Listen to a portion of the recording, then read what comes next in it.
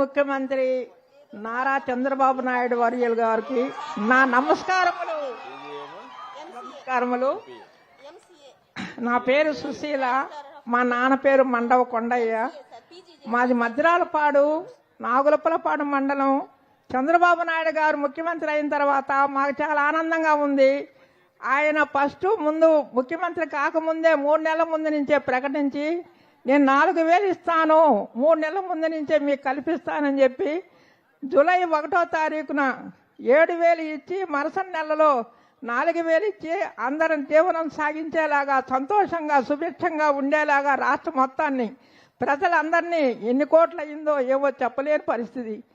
రాష్ట్రం చూస్తే దండగ్గా ఉన్న పరిస్థితి. ఆ పరిస్థితిలో కూడా ఆయన అందరికీ అందింత చేసి అందరి చిరునవ్వులు చిందించేలాగా చేసి 1వ తారీఖు నాడే డబ్బులు అందరికీ ఇస్తూ చేస్తా ఉన్న నారా చంద్రబాబు నాయుడికి మరీ అభివందనాలు.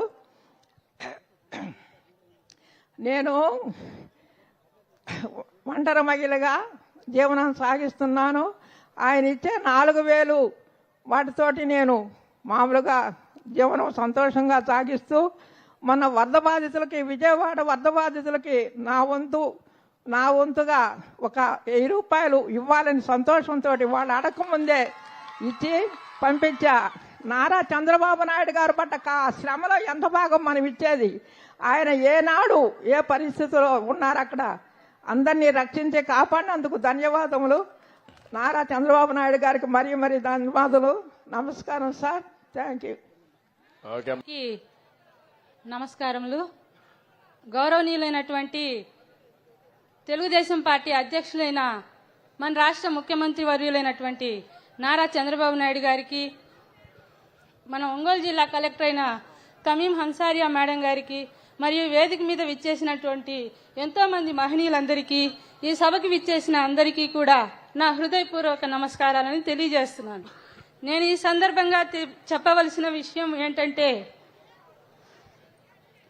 గత ప్రభుత్వ హయాంలో మెగా డిఎస్సి అని చెప్పేసి 4 సంవత్సరాల పరిపాలన జరిగిపోయింది. ఇంకా 6 నెలల్లో ఎలక్షన్స్ ఉంటున్నాయి అనగా టెట్ డిఎస్సి 2 ఒకేసారి నోటిఫికేషన్స్ వేశారు. టెట్ ఎగ్జామ్ అప్లై చేశాం, రాశాము, క్వాలిఫై అయ్యాము. కానీ దాన్ని డిస్క్వాలిఫై చేసేశారు. అది దగా డిఎస్సిగా మిగిలిపోయిందే గాని మెగా డిఎస్సిగా మిగిలిపోలేదు. ఆ దగా ప్రభుత్వం మమ్మల్ని దగా చేసేసింది. కానీ మీరు ప్రమాణ స్వీకారం చేసిన తర్వాత మీరు పెట్టినటువంటి మొట్టమొదటి సంతకం మెగా డిఎస్సి ఫైల్ మీదే చేశారు. మీరు చేసిన ఆ సంతకం మా జీవితాల్లో మాకు ఊపిరిని తీసుకొచ్చింది, మా జీవితాల మీద ఆశని తీసుకొచ్చింది. మేము ఎంతో సంతోషించాము.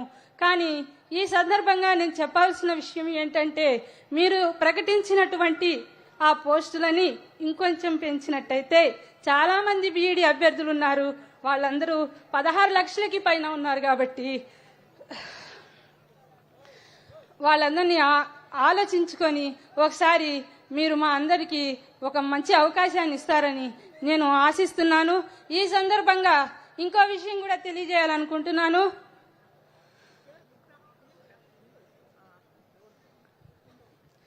ఈ సభకి విచ్చేసినటువంటి పెద్దలందరూ కూడా అందరూ ప్రభుత్వ పాఠశాలల్లో చదివే ఉండరు, ప్రైవేట్ స్కూళ్లలో చదివిన వాళ్ళు కూడా ఉంటారు.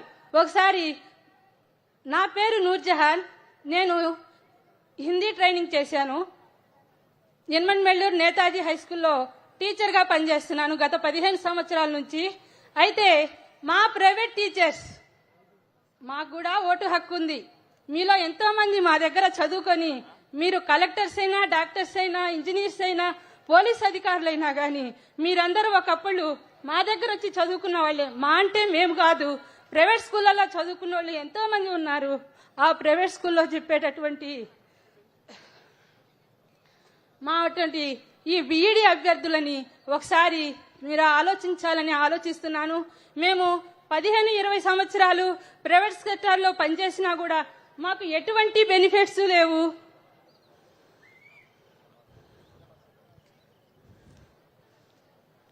ఎటువంటి బెనిఫిట్స్ లేవు సార్. నేను రిక్వెస్ట్ చేస్తున్నాను, మాలాంటి ఈ ప్రైవేట్ సెక్టార్లో టీచర్స్ ఎంతో లక్షల మంది ఉన్నారు. వాళ్ళ గురించి కూడా ఒకసారి ఆలోచించండి సార్. నేను ఆశించేది ఏంటంటే వాళ్ళందరికీ జస్ట్ ఒక హెల్త్ కార్డు, ఒక హౌస్ బెనిఫిట్స్ ఇలాంటివి ఇవ్వాలని నేను కోరుకుంటున్నాను. మీ యొక్క 100 రోజుల పరిపాలనలో ఇంకొక మంచి పని జరిగింది ఏంటంటే గత నెల మాకు టెట్ నోటిఫికేషన్ కూడా పడింది సార్. మేము దానికి అప్లై చేశాము. గత ప్రభుత్వం నోటిఫికేషన్ వేస్తూ 4 సంవత్సరాలు గడిచిపోయి 6 నెలల్లో ఎలక్షన్స్ ఉండగా నోటిఫికేషన్ వేశారు. కానీ మా వల్ల దానికి వల్ల మాకు ఎటువంటి ఉపయోగము లేదు. మా యొక్క బాధని మీరు అర్థం చేసుకోవాలి సార్. నా పేరు డాక్టర్ ఎన్ గీతారాణి, మాది మద్రాలపాడు గ్రామం. గత ప్రభుత్వ హయాంలో వచ్చిన ల్యాండ్ టైటిలింగ్ యాక్ట్ గురించి మనందరికీ తెలుసు. సో దాని గురించి మనందరం కూడా ఎంత ఆందోళన చెందాము. సో దాంట్లో సెక్షన్లు అవన్నీ కూడా మీ అందరికి అంత డీటెయిల్ గా తెలియకపోయినా దానిలో ఉన్న సెక్షన్లు ఒక ఎడ్యుకేటెడ్ గా కొన్ని క్లాజులు చూస్తే చాలా భయపడ్డాం. సో సెక్షన్ 5 క్లాజ్ ప్రకారం కూడా ఒక టీఆర్ఓ అనే ఒక వ్యక్తిని నియమించి మన భూములు మనం రిజిస్ట్రేషన్ చేసుకోవాలంటే ఆ ఒక్క అధికారికి మాత్రమే అధికారం ఉండేలాగా ఆ జీవోలో క్లాజ్ వచ్చింది. అలాగే సెక్షన్ 67 కానివ్వండి, సెక్షన్ 18 కానీ ఇవన్నీ కూడా మన భూమి మనం ఎవరికన్నా కనీసం మన భూమిలో ఒక చిన్న ఇల్లున్నా, ఒక చిన్న షాప్ ఉన్నా అది మనం ఎవరికన్నా రెంట్కి ఇవ్వాలన్నా కూడా గవర్నమెంట్కి ఇన్ఫార్మ్ చేయాలి. అది ఇన్ఫార్మ్ 3 నెలల్లో కనుక మనం చెయ్యకపోతే మనకి 50,000 రూపాయల జరిమానా మరియు 6 నెలలు జైలు శిక్ష. ఇలాంటి ఒక భయంకరమైన ల్యాండ్ టైటిలింగ్ యాక్ట్ ని తొలగించి మా అందరి ఆస్తులకి, ఎందుకంటే జనరల్ గా భూమి అంటే మనకి అది ఒక ఆస్తి కాదు, ఒక అటాచ్మెంట్, ఒక అనుబంధం, మన పెద్దల నుంచి మనకు సక్రమించిన ఒక వారసత్వం. సో అలాంటి భూములు మన దగ్గర ఉండవేమో, మన దగ్గర నుంచి వెళ్ళిపోతాయనే ఒక ఆందోళన చాలా మందిలో కలిగింది. సో మన గవర్నమెంట్ వచ్చిన తర్వాత 2వ సంతకంగా ఈ టైటిలింగ్ యాక్ట్ ని రద్దు చేసి మా అందరికీ కూడా భరోసా కల్పించినందుకు ధన్యవాదాలు సార్. అలాగే విజయవాడ వరదలు లాంటి విపత్తుల కాలంలో మాలాంటి వాళ్ళే ఏమీ అసలు ఎంట్లా చలించిపోయాము. కానీ మీరు రాత్రి అనక పగలనక వాన నీటిలో నిజంగా మీరు పడిన కష్టం అనేది మేము మర్చిపోలేం సార్. మీలాంటి విజనరీ లీడర్ని, మనకు సినిమాలో ఒక చిన్న డైలాగ్ ఉంది, నెవర్ బిఫోర్ ఎవర్ ఆఫ్టర్ అని. మీలాంటి విజనరీ లీడర్ని అయితే మళ్ళీ మేము చూడలేం సార్ డెఫినెట్ గా. సో మీ విజన్ తోటి మా రాష్ట్రం ఇంకా ముందుకెళ్తుందని మేమందరం కూడా భరోసాతో ఇక్కడ ఉన్నాము. అలాగే దీనికి సంబంధించి మా అందరి సహకారం కూడా అందిస్తాము రాష్ట్ర అభివృద్ధిలో. ఎందుకంటే సార్ నేను ఒక చిన్న ఈ గ్రామంలో పుట్టి నేను PhD వరకు చదువుకున్నానంటే మీరు తీసుకొచ్చిన ఎడ్యుకేషన్ సిస్టమ్ లో ఉండే రిఫార్మ్స్. సో దానికి మీకు సదా నేను రుణపడి ఉంటాను సార్. థ్యాంక్ యూ అనండి సార్. నేను PhD కంప్లీట్ చేశాను. సబ్జెక్ట్ ఏంటమ్మా?